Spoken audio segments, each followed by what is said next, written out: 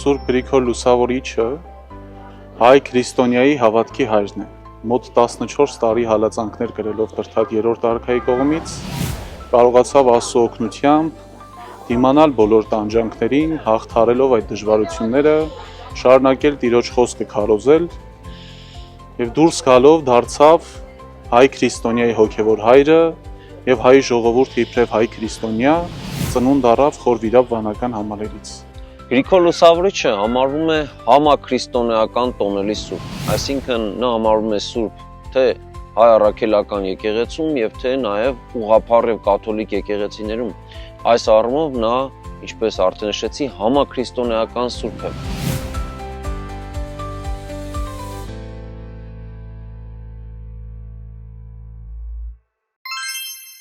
Միացեք մեր էջին, իմացեք ավելին մեր պատմության մասին։